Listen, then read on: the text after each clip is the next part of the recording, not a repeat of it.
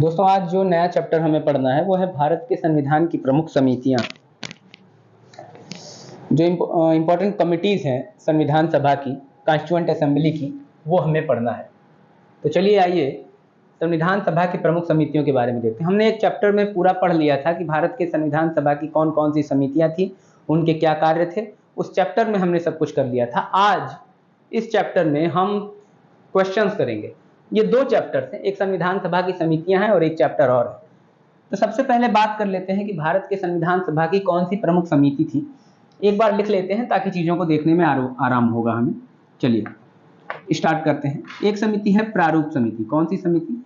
प्रारूप समिति। प्रारूप समिति।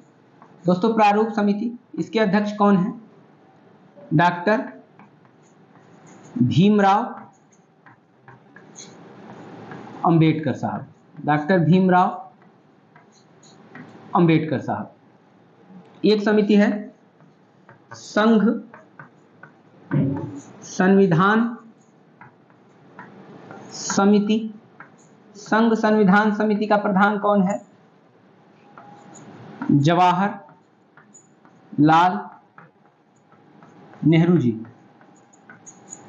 इसके बाद है संघ शक्ति समिति। इसका भी प्रधान कौन है? जवाहरलाल नेहरू। इसके बाद एक समिति है संचालन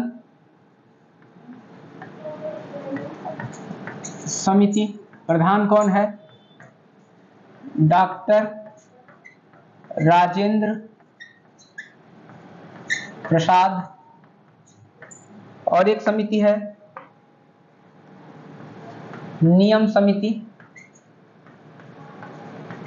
प्रधान कौन?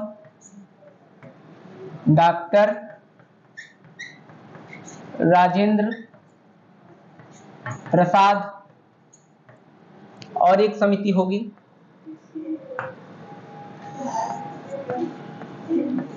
अल्पसंख्यक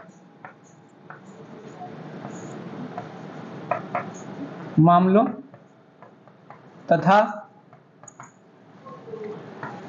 मौलिक अधिकार समिति। इसका कौन होगा? सरदार पटेल। आपसे जब पूछा जाएगा कि अल्पसंख्यक मामलों की उप समिति का अध्यक्ष कौन था, एक अल्पसंख्यक मामलों की उप समिति भी थी, इसे भी नोट कर लीजिए। और अल्पसंख्यक मामलों की उप समिति भी थी, उसके साथ ही मौलिक अधिकार मामलों की भी उप समिति थी। जब अल्पसंख्यक मामलों की उप समिति की बात की जाएगी, यहां पर तो हो गया कि अल्पसंख्यक मामलों और मौलिक अधिकार समिति के अध्यक्ष सरदार पटेल हैं, लेकिन जब इन मामलों की उप समितियों के अध्यक्ष पूछा जाएगा तो यहां पर आपका आंसर चेंज हो जाएगा। चलिए देखते हैं कि यहां पर इन समितियों के अध्यक्ष कौन हैं। चलिए देखते हैं यहां पर इन समितियों में कौन है। यहां पर एच.सी. मुखर्जी और कृपलानी साहब हो जाएंगे। अल्पसंख्यक मामलों का कौन है? एच.सी. मुखर्जी। और मौलिक अधिकार मामलों के कौन थे उप समिति के? जे.बी. कृपलानी। ये हो गया। तो हमने एक समिति, 2, 3, 4, 5, 6 समितियों को पढ़ लिया। और कोई समिति थी? बताइए। राज्य के मामलों की समिति। इस समिति का प्रधान कौन था? इस समिति का प्रधान भी जवाहरलाल नेहरू हुआ करते थे। जवाहरलाल नेहरू हुआ करते थे। और भी जो प्रमुख समितियां आएंगी, जैसे एक झंडा समिति की बात आती है, तदर झंडा समिति, तो झंडा समिति का प्रधान राजेंद्र प्रसाद थे। कुछ किताबों में आपको जे.बी. कृपलानी लिखता है, जो गलत है। झंडा समिति की जब भी बात आएगी डॉक्टर राजेंद्र प्रसाद हो जाएंगे। चलिए अब डायरेक्ट ज्यादा समय न लेते हुए हम डायरेक्ट प्रश्न पर आते हैं और प्रश्न करना शुरू करते हैं। चलिए तो हमारा पहला प्रश्न है आज का दोस्तों, निम्नलिखित में से संविधान सभा की संघ संविधान समिति का अध्यक्ष कौन था? संघ संविधान समिति का अध्यक्ष कौन था? ये हमारे आज का पहला प्रश्न है। संघ संविधान समिति का अध्यक्ष कौन था? आपके ऑप्शंस हैं डॉक्टर भीमराव अंबेडकर, जवाहरलाल नेहरू, जेबी कृपलानी तथा अल्लादी कृष्ण स्वामी अय्यर। बहुत ही आसान सा आंसर है इसका, संघ संविधान समिति। इसके अध्यक्ष हो जाएंगे जवाहरलाल नेहरू। जवाहरलाल नेहरू, यहाँ पर थोड़ा सा उल्टा ये हो गया है, तो जवाहरलाल नेहरू इसका आंसर हो जाएंगे। संघ संविधान समिति अभी हमने पढ़ा था, संघ संविधान समिति। संघ संविधान समिति कौन है? जवाहरलाल नेहरू, मिला लीजिए, तो ये इसका आंसर हो जाएगा। बाकी भीमराव अंबेडकर प्रारूप समिति, कुल 7 सदस्य थे। ठीक है, अगले प्रश्न पर चलते हैं। अगला प्रश्न है, संविधान सभा की प्रांतीय संविधान समिति का अध्यक्ष कौन था? प्रांतीय संविधान समिति, इसका भी आंसर कौन हो जाएगा? पंडित नेहरू। पंडित नेहरू। जवाहरलाल नेहरू की समिति किस अध्यक्ष? प्रांतीय संविधान समिति, इसका अध्यक्ष कौन है? प्रांतीय संविधान समिति, सॉरी, प्रांतीय संविधान समिति का जब आंसर करेंगे, ये हमने नहीं लिखा था, नहीं नोट किया था। प्रांतीय संविधान समिति, देखिए संघ शक्ति समिति और संघ संविधान समिति के जवाहरलाल नेहरू हैं, लेकिन जब बात करेंगे प्रांतीय संविधान समिति की, तो इसके अध्यक्ष हो जाएंगे प्रांतीय संविधान समिति, इसके अध्यक्ष हो जाएंगे सरदार पटेल। प्रांतीय संविधान समिति, कौन अध्यक्ष हो जाएगा प्रांतीय संविधान समिति का? सरदार पटेल, याद रखिएगा, कौन हो गया? सरदार पटेल इसका आंसर हो जाएगा। तो यहाँ पर क्या आंसर हो जाएगा? सरदार पटेल, जवाहरलाल नेहरू नहीं होगा, गलत। प्रांतीय संविधान समिति का कौन हो जाएगा? सरदार पटेल। अब यही भी प्रांत के जगह पर संघ रहता तो कौन हो जाता? संघ रहता तो तब नेहरू जी होते। चलिए अगला प्रश्न है, भारतीय संविधान समिति के सभा के प्रारूप समिति के अध्यक्ष कौन है? दोस्तों ये वही प्रारूप समिति है जिसे ड्राफ्टिंग कमेटी भी कहते हैं, पांडुलेखन समिति भी कहते हैं, अनेक नामों से जाना जाता है। इसके अध्यक्ष हो गए डॉक्टर भीमराव अंबेडकर। प्रारूप समिति का मूल काम क्या था? संविधान का प्रारूप यानी स्ट्रक्चर तैयार करना। कुल कितने सदस्य थे इसमें? 7 सदस्यीय समिति थी। कितने सदस्य थे? 7 सदस्य। कौन कौन? हमने पढ़ा है इसकी समितियों के सदस्यों के बारे में। एक अध्यक्ष और इसके अलावा 6 सदस्य, यानी कुल 7 सदस्य। कौन कौन था? डॉक्टर अंबेडकर, अल्लादी कृष्ण स्वामी अय्यर, सदस्यों का नाम नोट कर लेते हैं। अल्लादी कृष्ण स्वामी अय्यर, जिन्हें हम ए.के. अय्यर के नाम से भी जानते हैं। के एम मुंशी साहब, जो एकमात्र ऐसे सदस्य थे जो कांग्रेसी सदस्य थे। इसके अलावा मोहम्मद सादुल्ला, गोपाल स्वामी आयंगर, गोपाल स्वामी आयंगर, एन माधवराव तथा टी कृष्णामाचारी। कितने सदस्य हो गए? 7। 1 2 3 4 5 6 7। यहाँ पर एन माधवराव ने बीएल मित्र की जगह ली थी और टी कृष्णामाचारी ने डीपी खेतान की जगह ली थी, जिनके जगह पर ये सदस्य बनकर आए थे। अगर अध्यक्ष के बारे में पूछा जाए तो डॉक्टर भीमराव अंबेडकर क्या थे? इस समिति के अध्यक्ष थे। याद रखिएगा दोस्तों इन 6 लोगों का नाम। अगर एकमात्र कांग्रेसी सदस्य पूछा जाएगा तो इसमें कन्हैयालाल माणिकलाल मुंशी कांग्रेसी सदस्य हैं, बाकी और कोई नहीं। तो ये आपका आंसर हो जाएगा। ये 7 सदस्यीय समिति थी जिसने संविधान का प्रारूप बनाया। अगर आपसे कोई पूछे भारत के संविधान का पहला प्रारूप किसने बनाया था, तो बेनेगल नरसिंह राव, जो भारत के संविधान सभा के सलाहकार थे, कॉन्स्टिट्यूशनल एडवाइजर थे, उन्होंने भारत के संविधान का पहला प्रारूप बनाया है। भारतीय संविधान सभा की प्रारूप समिति का अध्यक्ष कौन था? सेम प्रश्न, कौन था प्रारूप समिति का? डॉक्टर भीमराव अंबेडकर। अगला प्रश्न है, संविधान सभा द्वारा स्थापित मौलिक अधिकारों हेतु अल्पसंख्यक हेतु सलाहकार समिति के अध्यक्ष कौन थे? यानी मौलिक अधिकार और अल्पसंख्यकों हेतु हमने अभी पढ़ा है कि इसका अध्यक्ष कौन था?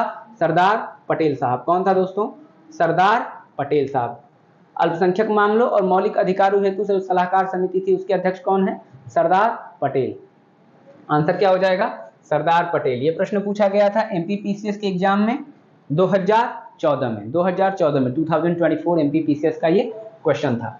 चलिए अगला प्रश्न है, भीमराव अंबेडकर की अध्यक्षता में संविधान सभा के प्रारूप समिति के कितने अन्य सदस्य थे?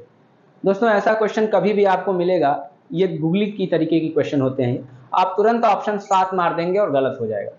आपसे पूछा क्या है, भीमराव अंबेडकर के अतिरिक्त कितने अन्य सदस्य थे। सिंपल आपसे ये नहीं पूछा है कि प्रारूप समिति में कितने सदस्य थे, यानी कि अंबेडकर की अध्यक्षता में प्रारूप समिति में कितने अन्य सदस्य थे। जब भी अन्य सदस्य की बात आएगी तो भीमराव अंबेडकर हट जाएंगे जो कि अध्यक्ष थे, और केवल सदस्यों की बात आएगी, तब आंसर क्या हो जाएगा, इसका 6 आएगा। यूपी लोअर सबऑर्डिनेट के एग्जाम में 2008 में प्री एग्जाम में ये आपसे पूछा गया है, काफी इंपॉर्टेंट क्वेश्चन था, ध्यान रखिएगा इसे। अगला प्रश्न, पांडुलेखन समिति। देखिए यहां पर शब्दों का हेरफेर है, ये गूगल टाइप का ट्रांसलेशन है। आप जब भी इसका इंग्लिश देखेंगे तो वहां पर लिखा होगा ड्राफ्टिंग कमेटी। क्या लिखा होगा, ड्राफ्टिंग कमेटी। वहां पर आपको ड्राफ्टिंग मिलेगा, लेकिन यहां पर क्या मिल गया, पांडुलेखन मिल गई। इसीलिए इंग्लिश का ये तर्जुमा जो होगा ये हम हमेशा याद करते हुए चलेंगे कि इंग्लिश में इसे ड्राफ्टिंग कमेटी कहते हैं। हिंदी में आप पांडुलेखन भी कह सकते हैं और प्रारूप समिति भी कह सकते हैं। तो इस समिति का अध्यक्ष कौन था, पूछा क्या है, कौन सदस्य नहीं था, अब सदस्य पूछा है।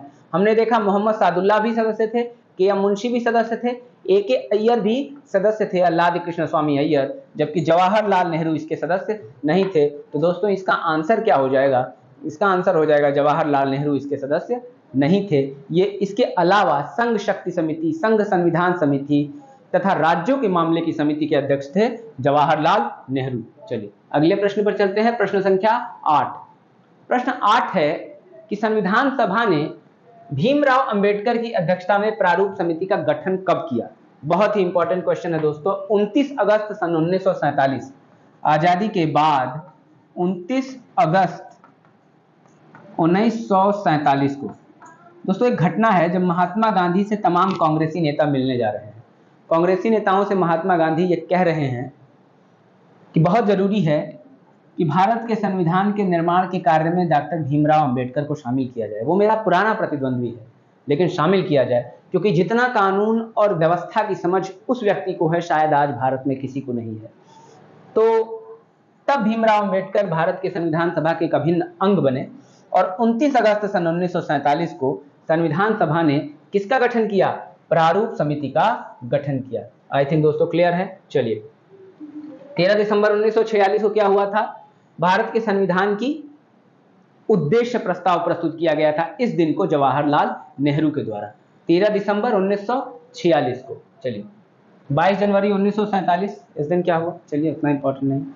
3 जून 1947 मॉन्टेग्यू की घोषणा हुई भारत को आजादी के संबंध में। चलिए संविधान निर्मात्री परिषद की झंडा समिति के अध्यक्ष कौन थे। अब संविधान निर्मात्री परिषद की झंडा समिति के अध्यक्ष हमेशा डॉक्टर राजेंद्र प्रसाद, मारिएगा कुछ अपूर्ण स्रोत वाली किताबों में जेबी कृपलानी लिखता है जो गलत आंसर हो जाएगा। झंडा समिति के अध्यक्ष कौन हो जाएंगे, डॉक्टर राजेंद्र प्रसाद। संविधान निर्माण समिति के अस्थायी अध्यक्ष थे, अस्थायी अध्यक्ष कौन था, डॉक्टर राजेंद्र प्रसाद। कब बने थे, 11 दिसंबर 1946 को अध्यक्ष के रूप में नियुक्त हुए थे, ठीक है। और ये झंडा समिति के भी अध्यक्ष थे, जेबी कृपलानी नहीं थे। जेबी कृपलानी मौलिक अधिकारों की उप समिति के, मतलब उप सलाहकार समिति के थे, अध्यक्ष थे कौन, जेबी कृपलानी, मौलिक अधिकार उप समिति के। चलिए क्वेश्चन नंबर, अब देखिए यहां से एक नया चैप्टर शुरू हो गया है,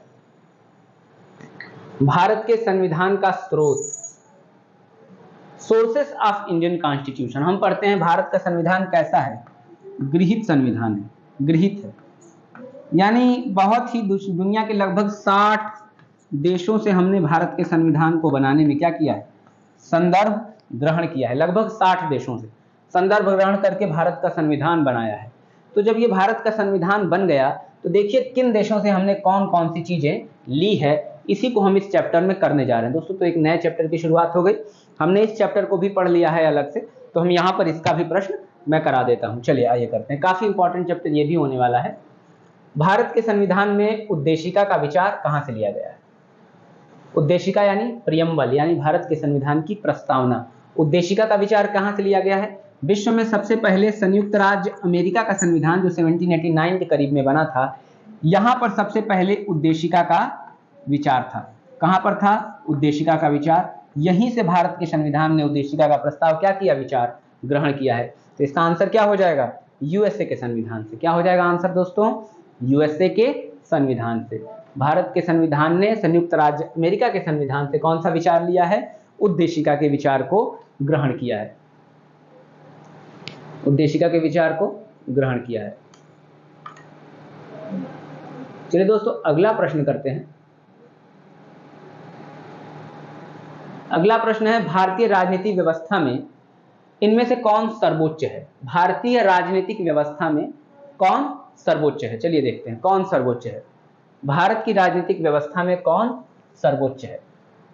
सर्वोच्च न्यायालय सबसे बड़ा है, या फिर संविधान बड़ा है, संसद बड़ा है, या धर्म बड़ा है? दोस्तों भारत में संवैधानिक सर्वोच्चता का सिद्धांत है। क्या है? संवैधानिक सर्वोच्चता का सिद्धांत है। जब मैं आपको पढ़ा रहा था तो मैंने आपको बताया था कि भारत में संसदीय संप्रभुता और सर्वोच्च न्यायालय की सर्वोच्चता के बीच संबंध स्थापित करने का प्रयास किया गया है। जहां एक तरफ ब्रिटेन में सबसे बड़ा कौन है?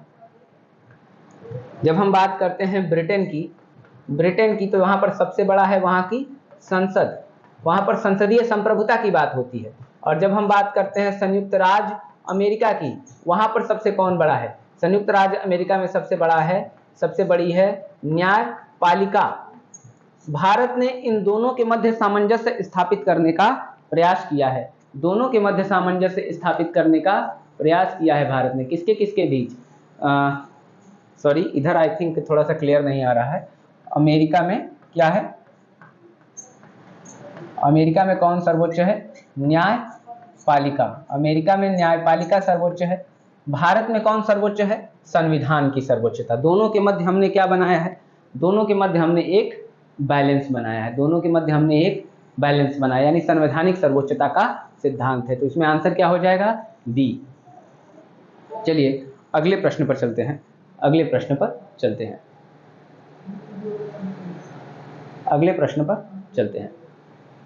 अगला प्रश्न है, भारतीय राजनीतिक व्यवस्था में इनमें से कौन सर्वोच्च है? हमने देख लिया भारत का संविधान। भारत में न्यायिक पुनरीक्षण यानी जुडिशियल रिव्यू की संकल्पना निम्नांकित में किस देश से ली गई है? जुडिशियल रिव्यू दोस्तों ली गई है यूएसए, संयुक्त राज्य अमेरिका से। क्या लिया गया है? न्यायिक जुडिशियल रिव्यू, न्यायिक पुनरीक्षण हम इसे कहते हैं। न्यायिक पुनरीक्षण होता क्या है? न्यायिक पुनरीक्षण या जुडिशियल रिव्यू होता क्या है? क्या होगा जुडिशियल रिव्यू? सर्वोच्च न्यायालय का एक कार्य होता है कि संसद द्वारा बनाए गए किसी भी कानून का वो परीक्षण कर सकती है और ये देख सकती है कि कानून कितना सही है, कहीं ये लोगों के मौलिक अधिकारों के विरुद्ध तो नहीं है। तो ये सर्वोच्च न्यायालय, ये जो अधिकार होता है इसे हम न्यायिक पुनरीक्षण का अधिकार कहते हैं। न्यायिक पुनरीक्षण यानी जुडिशियल रिव्यू का अधिकार कहते हैं। ठीक है, तो ये संकल्पना भारत में ली गई थी संयुक्त राज्य अमेरिका से, क्योंकि वहां के सर्वोच्च न्यायालय को, जो बहुत ही शक्तिशाली है, न्यायिक पुनरीक्षण का अधिकार दिया गया था। आज भारत के सर्वोच्च न्यायालय के पास भी न्यायिक पुनरीक्षण का अधिकार है। भारत के सर्वोच्च न्यायालय के पास भी है। आपने अगर पढ़ा होगा भारतीय संविधान का अनुच्छेद 13, भारतीय संविधान का कौन सा अनुच्छेद? 13। तो अनुच्छेद 13 में आप दोस्तों ये पढ़ेंगे, अनुच्छेद 13 में आप पढ़ेंगे कि किस प्रकार से ऐसी विधियां जो भारत के मौलिक अधिकार के विपरीत हैं उन्हें संविधान क्या करता है? शून्य करता है। तो एक तरीके से ये जुडिशियल रिव्यू का ही पार्ट है। चलिए, बाकी हमने प्रस्तावना की भाषा वगैरह, अगर समवर्ती सूची की बात की जाए तो ऑस्ट्रेलिया से ली गई है। यूनाइटेड किंगडम यानी कि ब्रिटेन, यहाँ से हमने कौन कौन सी चीज़ें, यहाँ से हमने संसदीय व्यवस्था लिया, विधि का शासन यही यूनाइटेड किंगडम से लिया है। यूएसएसआर की बात की जाए जिसे हम सोवियत यूनियन कहते हैं, तो यहाँ से हमने मौलिक कर्तव्य लिया, समाजवाद की अवधारणा ली। चलिए इसी क्रम में हम आगे पढ़ते हैं। प्रश्न संख्या 4, न्यायिक पुनर्विलोकन की व्यवस्था। न्यायिक पुनर्विलोकन की व्यवस्था कहाँ से पढ़ा अभी हमने? यूएसए से। न्यायिक पुनर्विलोकन यूएसए से, या लेकिन पूछा क्या है? न्यायिक पुनर्विलोकन की व्यवस्था निम्न में से किन किन देशों में है? भारत और यूएसए दोनों जगहों में से, क्योंकि भारत में कहां से लिया गया है? यूएसए से लिया गया है, तो इसका आंसर क्या हो जाएगा? सी।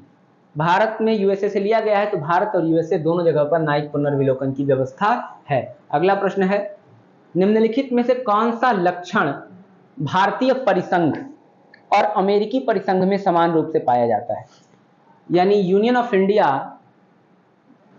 और अमेरिकी परिसंघ यानी यूनाइटेड स्टेट्स का जो फेडरेशन है, दोनों जगहों पर पाया जाता है। एक ही नागरिकता, दोस्तों भारत में एकल नागरिकता पाई जाती है, लेकिन यूएसए में दोहरी नागरिकता पाई जाती है, तो यह गलत हो जाएगा। अगला देखते हैं, संविधान की 3 सूचियां। भारत के संविधान में 3 सूचियां और यूएसए के संविधान में भी 3 सूचियां हैं, यह भी नहीं होगा। समवर्ती सूची की बात नहीं होती वहां पे। न्यायपालिका की द्वैधता, यह भी नहीं। संविधान के लिए एक, निर्वाचन के लिए एक सर्वोच्च न्यायालय, यही सही हो जाएगा। इसे पहले बताता हूं, पहले ये क्लियर कर दूं। न्यायपालिका की द्वैधता, ऐसी बात नहीं है। भारत में जो न्यायपालिका है वो इंटीग्रेटेड जुडिशरी है, यानी भारत में एकीकृत न्यायपालिका है। सबसे ऊपर सर्वोच्च न्यायालय, उसके बाद हाई कोर्ट, उसके बाद निचले कोर्ट्स। जबकि ब्रिटेन में, जबकि यूएसए में दोनों अलग अलग हैं। हाई कोर्ट्स राज्यों के मामले में और केंद्र के मामले में सर्वोच्च न्यायालय अलग अलग है, तो न्यायपालिका की द्वैधता नहीं होगा। संविधान की 3 सूचियां, भारत में 3 सूची है, केंद्र सूची, राज्य सूची, समवर्ती सूची, जबकि अमेरिका में ऐसा नहीं। तो इसमें आंसर क्या हो जाएगा? संविधान के निर्वाचन के लिए जो संघीय उच्चतम न्यायालय है, ये दोनों जगह। यानी संविधान का व्याख्याकार कौन है? अगर आपसे पूछेगा संवैधानिक व्याख्याकार, संवैधानिक व्याख्याकार, तो संवैधानिक व्याख्याकार की भूमिका किसकी है? सर्वोच्च न्यायालय की है। यानी सर्वोच्च न्यायालय यह तय करेगा कि संविधान का कौन सा अनुच्छेद किस हिसाब से कौन सी चीज कहता है। व्याख्याता कौन है? सर्वोच्च न्यायालय होता है। दोनों देशों में यही स्थिति है। अगले प्रश्न पर चलते हैं। प्रश्न संख्या 6 है कि भारत की संघात्मक व्यवस्था निम्नलिखित में से किस देश से ली गई है? कौन सी व्यवस्था? संघात्मक व्यवस्था। संघात्मक, भारत में भी संघ है दोस्तों और यूएसए में भी संघ है। जब भारत के संविधान की अनुच्छेद 1 पढ़ेंगे, भाग 1 अनुच्छेद 1, तो वहां पर लिखा है India that is Bharat shall be the union of states. यानी इंडिया जो कि भारत है वह राज्यों का क्या होगा? राज्यों का संघ होगा, राज्यों का संघ होगा। संघ की यह परिकल्पना विश्व में यूएसए द्वारा दी गई है, लेकिन भारत में जो संघीय परिकल्पना है वो यूएसए के हिसाब से नहीं है, क्योंकि हमारे यहाँ केंद्र बहुत ज्यादा शक्तिशाली है। हमारे यहाँ यह परिकल्पना कनाडा से ली गई है। कहां से ली गई है? कनाडा से ली गई है। होता क्या है कि हमारे यहाँ जो संघ है, आमतौर इस संघीय व्यवस्था में जो केंद्र है, ये केंद्र बहुत ही क्या है? शक्तिशाली होगा। ये केंद्र बहुत ही शक्तिशाली होगा। तो शक्तिशाली केंद्र की परिकल्पना जहां होती है वो कनाडा से ली गई है। कनाडा में शक्तिशाली केंद्र की परिकल्पना थी। तो दोस्तों इसका आंसर क्या हो जाएगा? कनाडा इसका आंसर हो जाएगा। याद रखिएगा, क्या हो जाएगा इसका आंसर? इसका आंसर कनाडा हो जाएगा। क्या हो जाएगा? कनाडा। जैसे अवशिष्ट शक्तियां, आपने पढ़ा है अवशिष्ट शक्तियां? भारतीय संविधान का आर्टिकल 248 अवशिष्ट शक्तियों की बात करता है। अवशिष्ट शक्तियां किसके पास हैं? भारत में केंद्र के पास है। अमेरिका में अवशिष्ट शक्तियां राज्य के पास है। अवशिष्ट शक्तियां का मतलब उनका जो प्रावधान संविधान के निर्माण से नहीं था, बाद में इस पर कानून बनाना था, तो ये न केंद्र सूची में है, न राज्य सूची, न समवर्ती सूची। तो इन मामलों पर भारत में कानून केंद्र बनाता है। कनाडा में भी केंद्र बनाता था, अमेरिका में ये राज्य को दिए जाते हैं। चूंकि हमने कनाडा से ये मॉडल लिया है, इसलिए हम कनाडा के मॉडल के हिसाब से चलते हैं। इसके अलावा बहुत सी ऐसी चीजें हैं, केंद्र को अधिक अधिकार, तमाम चीजें, तो हम कहते हैं कि हमारा मॉडल कहां पर आधारित है?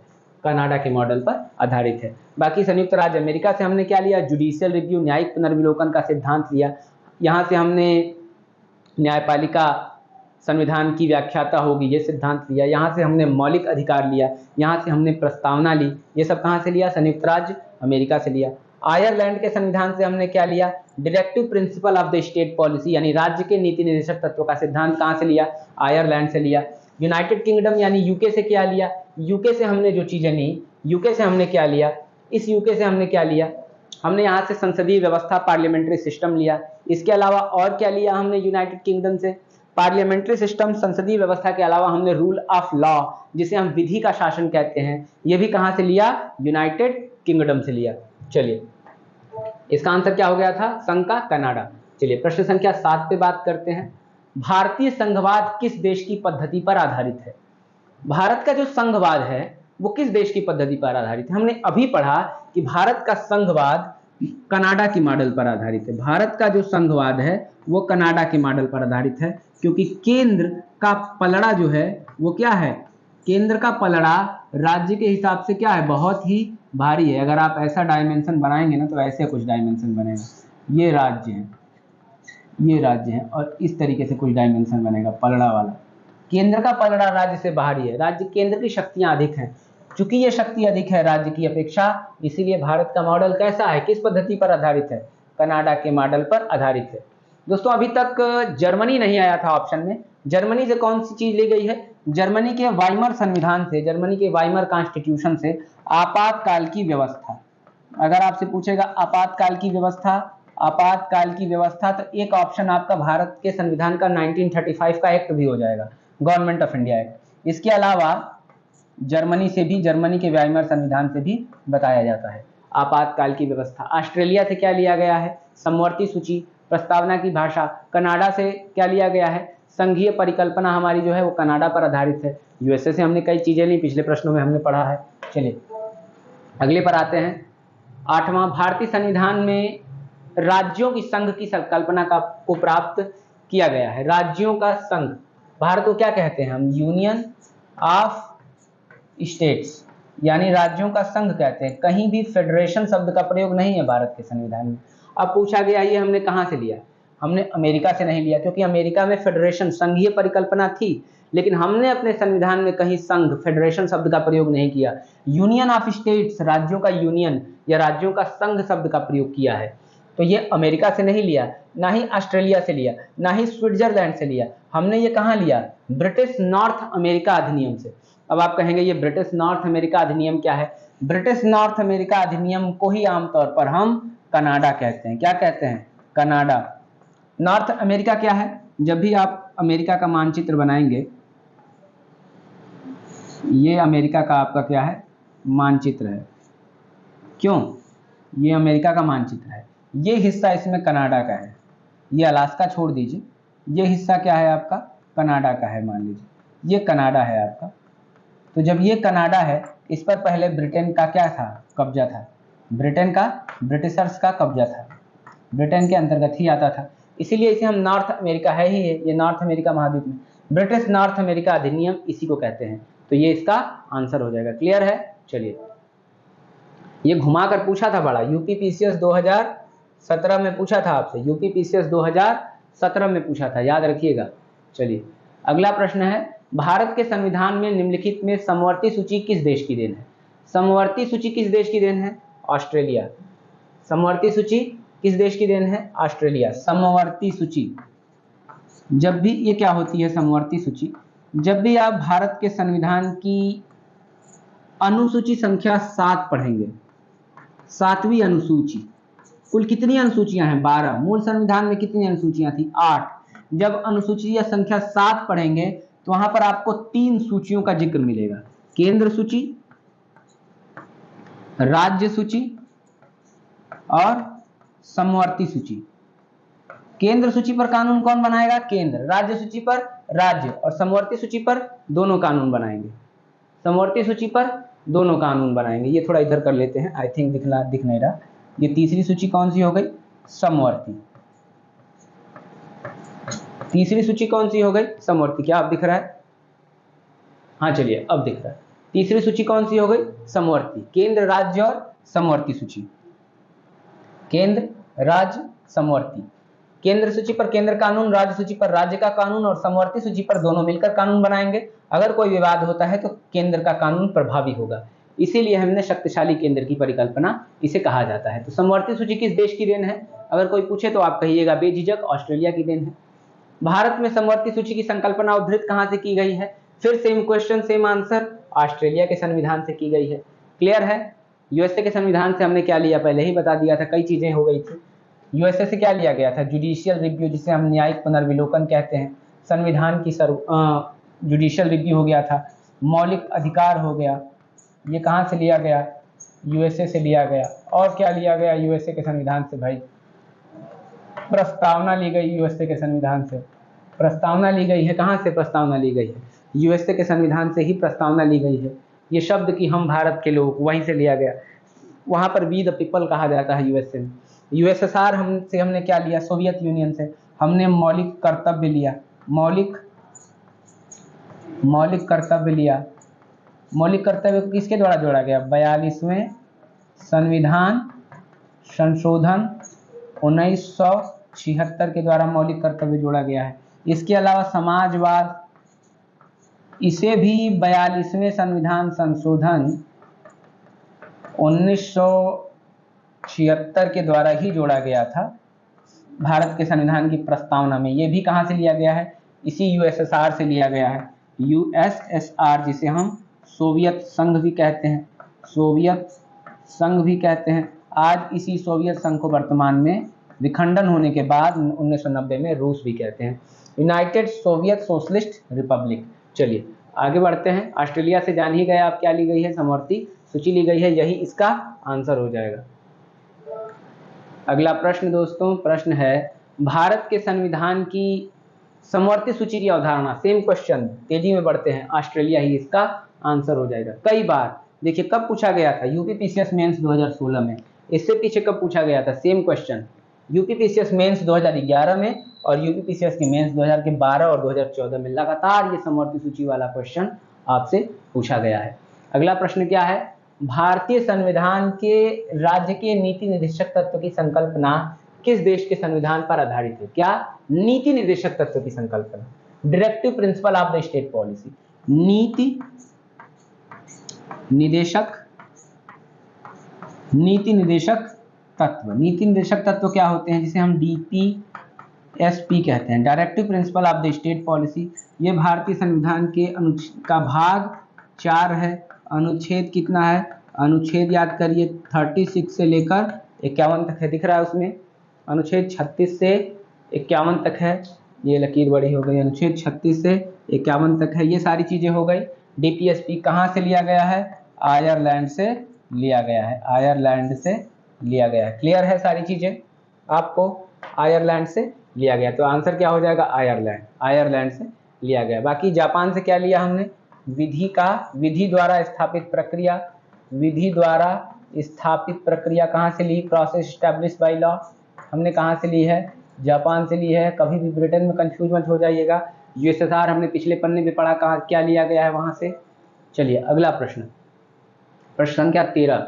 भारतीय संविधान के अन्य देशों के संविधानों से विशेषताओं को लिया गया है। किस देश से राज्य के नीति निर्देशक तत्व को लिया गया?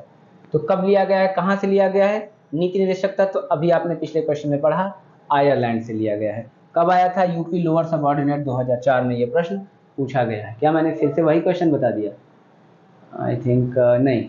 ठीक, प्रश्न संख्या 14। यहाँ पर क्या पूछ रहा है?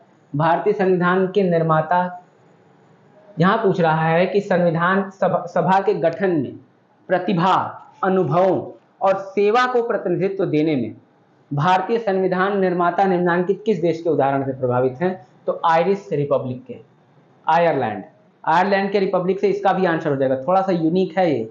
हमने अभी तक 1998 यूपीपीसीएस में पूछा है प्री में। अभी तक हमने पढ़ा था कि आयरलैंड ने क्या दिया हमें? डीपीएसपी दिया, directive principle of the state policy, राज्य के नीति निर्देशक तत्व दिए। लेकिन अब हम पढ़ रहे हैं कि आयरिश गणतंत्र ने हमें एक और चीज दी। क्या दी? आयरिश गणतंत्र ने हमें दिया कि प्रतिभा, अनुभव एवं सेवा को प्रतिनिधित्व देने में भारतीय संविधान निर्माता किस देश के अनुभवों से प्रभावित हैं? आयरिश गणतंत्र के। किसको? प्रतिभा, सेवा और अनुभव के माध्यम से प्रतिनिधित्व देना है। कहाँ से प्रभावित हैं? आयरिश गणतंत्र से। बाकी इन 3 देशों से क्या लिया गया हम देख चुके हैं। प्रश्न संख्या 15। भारत के संविधान में मौलिक अधिकारों का विचार कहाँ से लिया गया है? मौलिक कर्तव्यों का, सॉरी प्रश्न ध्यान से पढ़िए, मैंने अभी गलती कर दी, मौलिक अधिकार पढ़ लिया। वहां पर अगर पेपर में गलती से अधिकार पढ़ लेंगे तो हम यूएस से मार देंगे, जबकि मौलिक कर्तव्य है, फंडामेंटल राइट्स नहीं ड्यूटीज की बात हो रही है। तो ये कहाँ से लिया गया है? रूस यानी कि पूर्व सोवियत संघ के संविधान से, पूर्व सोवियत संघ के संविधान से लिया गया है। क्लियर है दोस्तों? बिल्कुल क्लियर होना चाहिए।